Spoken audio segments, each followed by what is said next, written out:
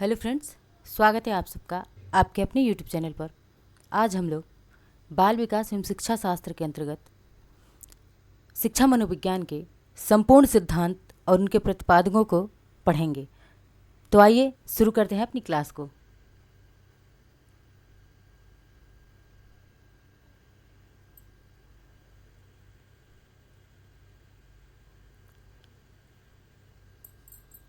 शिक्षा मनोविज्ञान के सिद्धांत और उनके प्रमुख प्रतिपादक। तो आइए देखते हैं। पहला सिद्धांत, शिक्षा मनोविज्ञान के जनक यानी कि शिक्षा मनोविज्ञान के जनक के रूप में हम किसे जानते हैं? तो थार्नडाइक को। शिक्षा मनोविज्ञान का जनक किसे कहा जाता है? थार्नडाइक को कहा जाता है। प्रयत्न एवं भूल का सिद्धांत किसने दिया है? तो थार्नडाइक ने प्रयत्न एवं भूल का सिद्धांत दिया हुआ है। थार्नडाइक ने अपने इस प्रयत्न एवं भूल के सिद्धांत को एक बिल्ली पर दिया था, जिसमें क्या करना था? इसने एक भूखी बिल्ली को पिंजरे में बंद कर दिया था और उसे कई दिनों तक खाना न देने के बाद फिर एक दिन बिल्ली को खाना दिया जाता है। बिल्ली पिंजरे में ही बंद रहती है और बिल्ली को खाना दिया जाता है, बाहर रख दिया जाता है। और बिल्ली क्या करने लगती है? बिल्ली खाना को देख करके बहुत ज़्यादा परेशान होने लगती है, उछल कूद मचाती है पिंजरे में।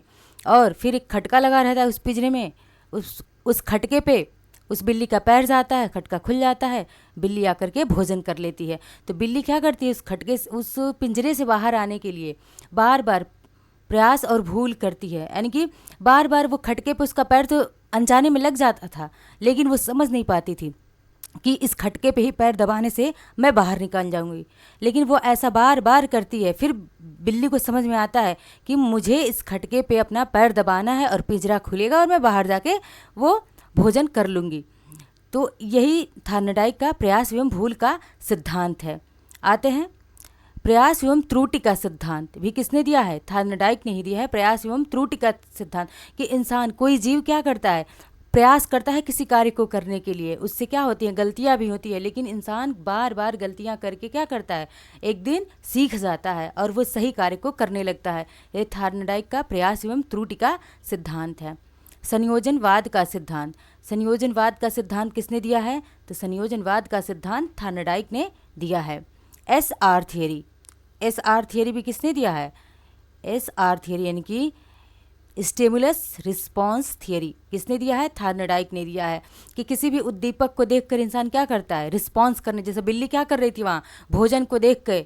भोजन क्या था? तो भोजन जो था उसके लिए स्टिमुलस था। भोजन स्टिमुलस था और वो भोजन को देख के बार बार रिस्पॉन्स, उसकी भूख क्या थी? रिस्पॉन्स थी। वो बार बार रिस्पॉन्स कर रही थी भोजन को देख के कि मुझे भोजन खाना है। तो एस आर थियरी किसने दिया?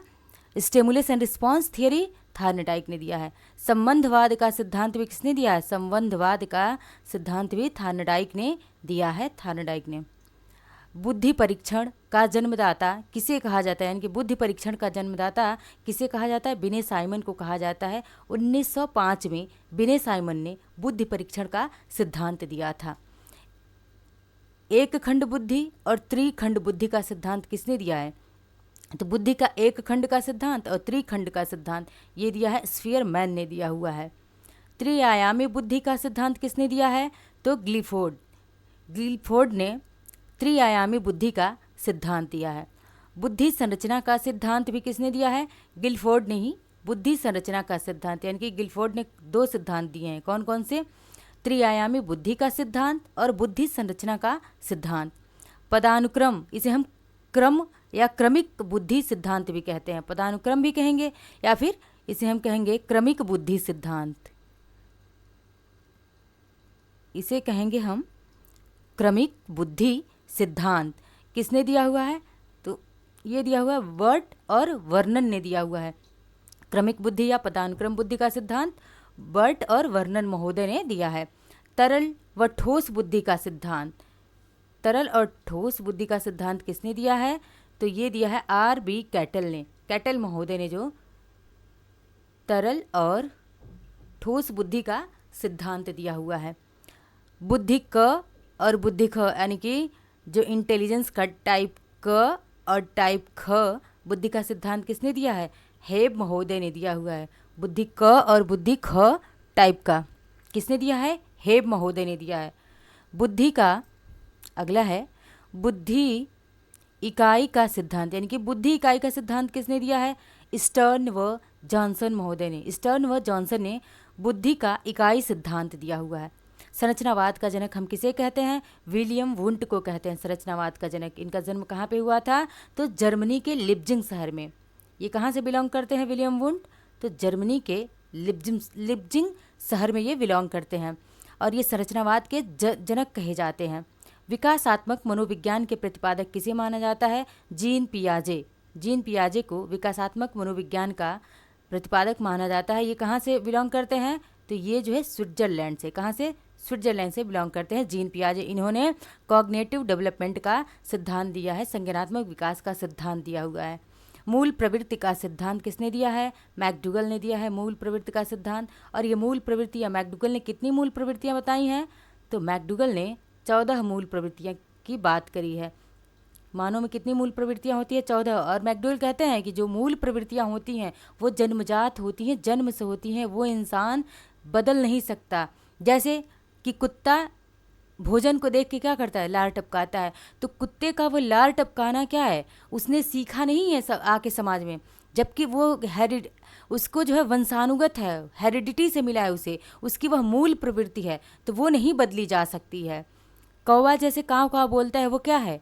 वो उसका मूल प्रवृत्ति है, न कि उसको मिला हुआ है, अर्जित नहीं है, बल्कि वो उसकी मूल प्रवृत्ति है। तो इसीलिए मैकडूगल 14 मूल प्रवृत्तियों को देते हैं और कहते हैं ये मूल प्रवृत्तियाँ जन्मजात होती हैं, बदलती नहीं हैं।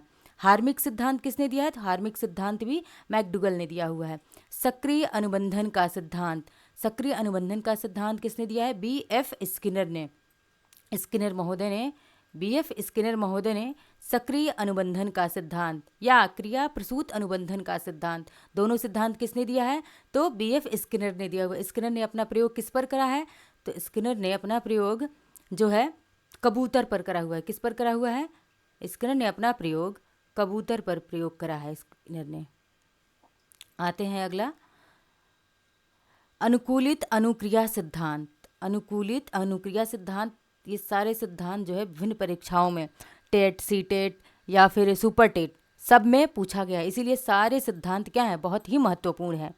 आते हैं अगला, देखते हैं कि अनुकूलित अनुक्रिया सिद्धांत ये किसने दिया है?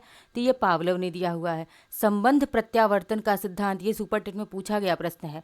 संबंध प्रत्यावर्तन का सिद्धांत किसने दिया है? तो पावलोव ने दिया हुआ है संबंध प्रत्यावर्तन का सिद्धांत। पावलोव ने अपना प्रयोग किस पर करा हुआ है? तो पावलोव ने अपना प्रयोग कुत्ते पर किया है। किस पर किया हुआ है पावलोव ने अपना प्रयोग? तो कुत्ते पर किया हुआ है पावलोव ने। स्किनर ने किस पर? कबूतर पर किया हुआ है। थार्नडाइक ने बिल्ली पर प्रयोग किया है। मनोसामाजिक विकास का सिद्धांत किसका है? बहुत ही इम्पॉर्टेंट, सीटेट या टेट या सुपर टेट के दृष्टिकोण से मनोसामाजिक विकास का सिद्धांत किसका है? तो ये एरिक्सन महोदय का है। एरिक्सन ने मनोसामाजिक विकास का सिद्धांत दिया हुआ है। संरचनात्मक अधिगम का सिद्धांत किसका है? तो जेरोम ब्रूनर का है। ब्रूनर का संरचनात्मक अधिगम का सिद्धांत। भाषा विकास का सिद्धांत किसने दिया है? चॉम्स्की। जैसे मैकडूगल मूल प्रवृत्ति का सिद्धांत देते हैं और कहते हैं कि मूल प्रवृत्तियाँ क्या होती है? जन्मजात होती हैं, जो बदलती नहीं हैं कभी। इसी तरह चॉम्स्की कहते हैं कि भाषा क्या होती है? इंसान जो है, एक बालक, एक जीव जो है, भाषा जन्म से सीखता है। भाषा वो जन्मजात सीखता है, वो अर्जित नहीं करता। चॉम्स्की के अनुसार, चॉम्स्की कहते हैं कि भाषा क्या होती है? जन्मजात होती है। और ये एक खुद भाषाविद हैं चॉम्स्की। प्रोत्साहन का सिद्धांत किसने दिया हुआ है? बोल्स व कॉफमैन ने दिया है प्रोत्साहन का सिद्धांत। सील गुण का सिद्धांत ये किससे है? तो व्यक्तित्व से संबंधित है। ये सील गुण का सिद्धांत किससे संबंधित है? व्यक्तित्व से संबंधित सिद्धांत है। ये व्यक्तित्व से संबंधित सिद्धांत है सील गुण का सिद्धांत। और ये दिया किसने है? आलपोर्ट ने दिया हुआ है सील गुण का सिद्धांत।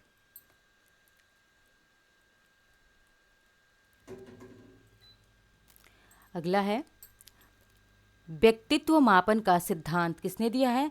तो व्यक्तित्व मापन का सिद्धांत जो है हेनरी मूरे ने दिया हुआ है व्यक्तित्व मापन का सिद्धांत।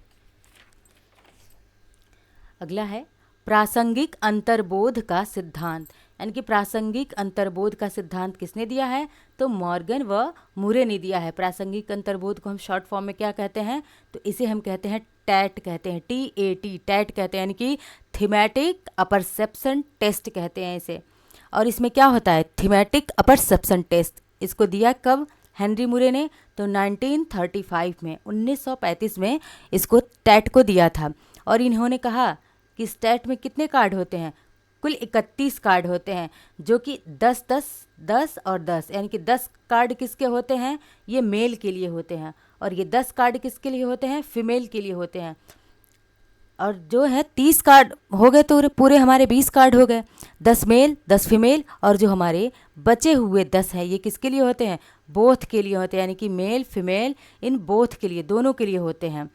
आते हैं अब अगले टेस्ट पर, बाल अंतर्बोध परीक्षण, यानी कि इसे हम क्या कहते हैं, शॉर्ट फॉर्म में कैट कहते हैं। बाल अंतर्बोध परीक्षण को क्या कहते हैं, चिल्ड्रेन अपरसेप्शन टेस्ट कहते हैं। इसमें बच्चों का परीक्षण किया जाता है, यानी कि चिल्ड्रन अपरसेप्शन टेस्ट, इसका फुल फॉर्म भी पूछा गया है पिछली परीक्षाओं में, इसलिए याद रखना ज़रूरी है कि चिल्ड्रन अपरसेप्शन टेस्ट दिया किसने है, इसको बेलाक महोदय ने दिया हुआ है। और बेलाक ने इसमें कुल कितने कार्ड बताए हैं, तो कुल 10 कार्ड बताए हुए हैं बेलाक ने। और क्या होता है, 10 कार्ड पे क्या बने रहता, चित्र बना रहता है, और इस चित्र के माध्यम से बच्चों से कहा जाता है कि कोई कहानी लिखना रहता है।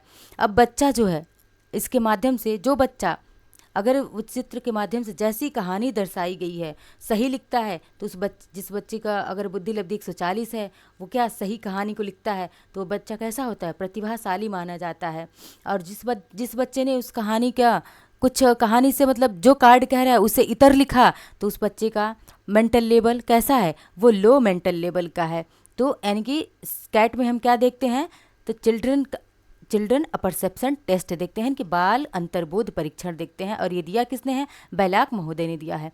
अब देखते हैं रोर्सिया स्याही परीक्षण, किसने दिया हुआ है, तो हरमन रोर्सिया ने दिया हुआ है। हरमन रोर्सिया ने रोर्सिया स्याही परीक्षण को दिया है। वंश सूत्र का सिद्धांत किसने दिया है, तो मेंडल ने दिया हुआ है। मेंडल ने अपने वंश सूत्र के सिद्धांत का प्रयोग किस पर करा हुआ था, तो मटर पर करा हुआ है। किस पर करा है, मटर पर करा हुआ है मेंडल ने अपने वंश सूत्र का सिद्धांत। आवश्यकता का सिद्धांत किसने दिया है, तो आवश्यकता का सिद्धांत, ये भी क्या है, इम्पॉर्टेंट है। आवश्यकता का सिद्धांत मैस्लो ने दिया हुआ है। किसने दिया है, मैस्लो ने दिया हुआ है आवश्यकता का सिद्धांत। अब मैस्लो ने कितने प्रकार की आवश्यकता बताई है, तो 5 प्रकार की आवश्यकताएं बताई है मैस्लो ने। कौन कौन सी वो आवश्यकताएं हैं 5, वो देखते हैं। पहली आवश्यकता क्या है, कि पहली आवश्यकता जो है मनुष्य के किस चीज़ की होती है, तो शारीरिक आवश्यकता होती है।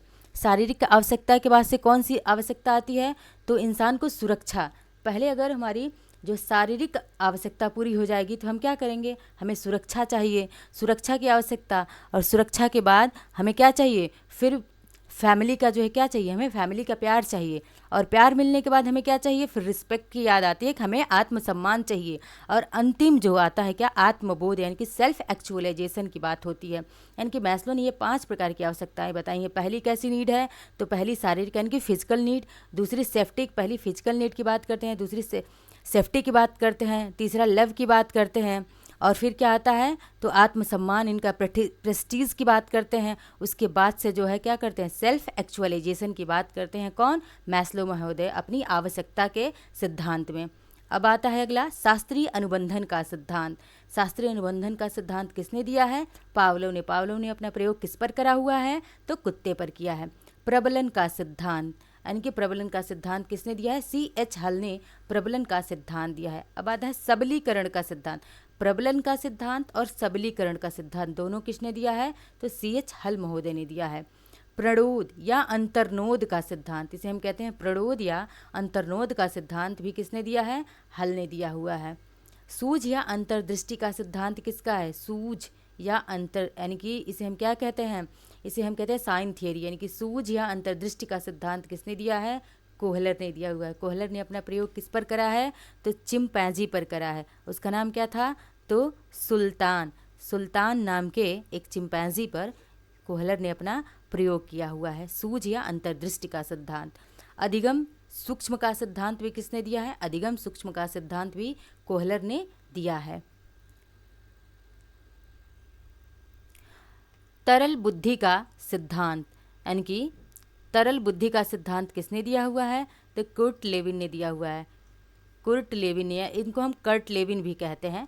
तो किसने दिया है? कर्ट लेविन ने दिया हुआ है तरल बुद्धि का सिद्धांत। क्षेत्र सिद्धांत यानी कि फील्ड थियरी से कौन जुड़ा हुआ है? फील्ड थियरी से भी कर्ट लेविन जुड़े हुए हैं और इन्होंने तरल बुद्धि का सिद्धांत दिया है। सामीप्य का सिद्धांत, सामीप्य का सिद्धांत किसने दिया है? गुथरी ने दिया हुआ है सामीप्य का सिद्धांत।